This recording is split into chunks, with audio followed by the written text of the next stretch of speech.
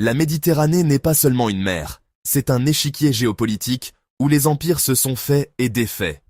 Pendant des décennies, un acteur semblait détenir les clés de sa partie occidentale. La France était autrefois l'arbitre incontournable de la Méditerranée, son influence s'étendant de Paris aux capitales du Maghreb, dictant les termes des échanges économiques, culturels et politiques. Mais les plaques tectoniques du pouvoir sont en mouvement constant. Ce n'est plus le cas. L'ancien ordre, fondé sur des liens post-coloniaux et une diplomatie centralisée à Paris, s'effrite. Les raisons sont multiples. Des changements de priorité à Paris, une nouvelle assurance des nations sud-méditerranéennes et l'émergence de nouveaux acteurs aux ambitions claires. Dans ce vide relatif, un axe Rabat-Rome prend forme discrètement, mais avec une détermination stratégique. Ce n'est pas une alliance formelle, pas encore, mais un alignement pragmatique d'intérêts nationaux qui convergent. Il modifie l'équilibre des pouvoirs, créant un nouveau centre de gravité qui contourne les anciennes capitales impériales. Ce partenariat redessine les flux d'énergie, de marchandises et d'influence, du détroit de Gibraltar, porte de l'Atlantique et artère vitale du commerce mondial, à la Méditerranée centrale, carrefour des crises migratoires et des nouvelles routes énergétiques. La logique de cet axe est implacable. L'Italie a besoin de l'Afrique. Confrontée à une crise énergétique exacerbée par le conflit en Ukraine et à une pression migratoire constante, Rome regarde vers le sud non plus comme un problème, mais comme une solution. Elle cherche des partenaires fiables pour sécuriser son approvisionnement énergétique et stabiliser ses frontières maritimes. De son côté, le Maroc, puissance régionale en pleine ascension, veut un ancrage européen au-delà de Paris. Le royaume cherche à diversifier ses partenariats pour consolider son développement économique, affirmer son statut de porte d'entrée vers l'Afrique subsaharienne et obtenir un soutien politique sur des dossiers stratégiques. Il ne veut plus mettre tous ses œufs dans le même panier diplomatique. C'est ici que le plan Mattei de Giorgia Meloni entre en jeu. Plus qu'un simple plan, c'est une doctrine. Nommé d'après Enrico Mattei, fondateur du géant énergétique italien Eni, il propose une nouvelle forme de partenariat avec l'Afrique, non prédateur, basé sur le co-développement et la sécurité énergétique mutuelle. Au cœur de ce plan, des investissements massifs. L'Italie s'engage à mobiliser des milliards d'euros, publics et privés, pour financer des projets structurants. Des liens énergétiques. Il s'agit de construire des interconnexions électriques sous-marines et des pipelines pour transporter non seulement du gaz, mais aussi de l'hydrogène vert, faisant de l'Italie le hub énergétique de l'Europe. Et la refonte des chaînes d'approvisionnement. La pandémie et les tensions géopolitiques ont révélé la fragilité des chaînes logistiques mondialisées. Le nearshoring, la relocalisation de la production à proximité, devient une priorité. Dans ce contexte, le Maroc apparaît comme le partenaire idéal, la porte la plus stable et la mieux connectée vers le continent africain, offrant une stabilité politique relative et une infrastructure de classe mondiale. Alors, concrètement, qu'est-ce qui est sur la table? L'accord est une synergie quasi parfaite entre les besoins de l'un et les atouts de l'autre. Premièrement, l'énergie. L'Italie veut diversifier ses sources d'approvisionnement pour s'affranchir de sa dépendance historique au gaz russe. Le Maroc, avec son potentiel exceptionnel, est la réponse. Le soleil.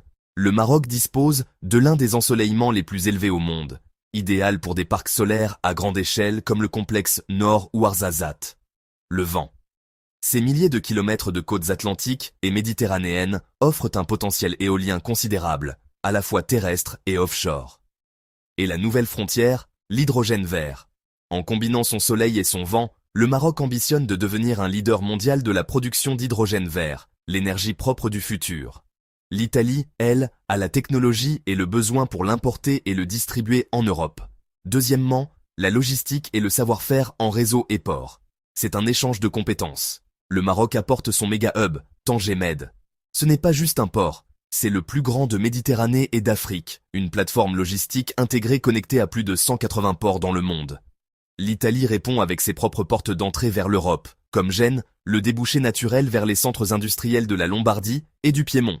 Et Trieste, la porte de l'Adriatique, qui ouvre un corridor vers l'Autriche, l'Allemagne et l'Europe de l'Est. L'idée est de créer une autoroute maritime directe et efficace. Troisièmement, l'industrie. Le Maroc est déjà une base de production pour l'Europe. L'Italie veut renforcer cette tendance. On parle de voitures, avec des constructeurs qui cherchent à diversifier leur production hors d'Europe de l'Est. De textiles, où le Maroc peut offrir une production rapide et de qualité pour l'industrie de la mode italienne, réduisant la dépendance à l'Asie. Et de composants électroniques, essentiels pour les industries automobiles et de l'électroménager, secteur clé de l'économie italienne. L'industrie d'assemblage européen est déjà bien implantée au Maroc. Des entreprises françaises, espagnoles et allemandes y opèrent depuis des années. On y fabrique des pièces automobiles complexes, comme les câblages ou les sièges. L'agroalimentaire, transformant les produits agricoles, locaux pour le marché européen. Et des équipements électriques, profitant d'une main-d'œuvre qualifiée. L'avantage est double, ces produits sont fabriqués proches de l'Europe, réduisant les coûts et les délais de transport, et à des coûts de production moins chers que l'Europe, tout en maintenant des standards de qualité élevés. Quatrièmement, la sécurité et la migration. C'est peut-être le pilier le plus sensible, mais aussi le plus crucial pour Rome. L'Italie, en première ligne, veut des routes gérées et une approche coopérative. Cela signifie moins de passeurs et de départs non contrôlés. Le Maroc est perçu comme un partenaire efficace dans la lutte contre les réseaux de trafic d'êtres humains et la surveillance de la route atlantique. En échange, l'Italie propose des liens de formation, le partage de technologies de surveillance et des programmes de migration légale et de développement pour offrir des alternatives sur place. Pour sa part, Rabat veut des investissements concrets et un transfert de compétences. Il ne s'agit pas seulement de capitaux, mais d'acquérir la technologie et le savoir-faire italien dans des secteurs à haute valeur ajoutée comme l'ingénierie, le design et les énergies renouvelables. Et surtout, Rabat cherche un soutien politique clair et sans ambiguïté sur la scène internationale, notamment au sein de l'Union européenne. Pourquoi cet alignement italo-marocain isole-t-il spécifiquement la France? Parce que les relations entre Paris et Rabat se sont considérablement refroidies ces dernières années. Une accumulation de querelles de visas qui ont humilié une partie de l'élite marocaine, des frictions politiques sur des questions de souveraineté et des messages contradictoires de Paris qui ont créé un climat de méfiance. Pendant ce temps, d'autres puissances ont avancé leurs pions. L'Espagne, après une grave crise diplomatique, a fait la paix avec le Maroc en changeant sa position sur le Sahara occidental, et les bénéfices économiques et sécuritaires ont suivi. Les États-Unis, sous l'administration Trump, ont reconnu la souveraineté marocaine sur le Sahara et ont approfondi leurs liens sécuritaires et commerciaux, une position que l'administration Biden n'a pas remise en cause. Et l'Italie s'engouffre dans la brèche avec une efficacité redoutable. Visite visible de hauts responsables, signature de nombreux protocoles d'accords dans des secteurs stratégiques et un discours pragmatique centré sur les résultats, et une exécution rapide, loin des débats post-coloniaux qui enlisent parfois la relation avec la France. Le résultat est un déplacement tangible de l'influence économique et politique en Méditerranée occidentale. Quand l'Italie soutient le plan d'autonomie marocaine pour le Sahara au sein des instances de l'UE, la voix de Rabat porte plus loin.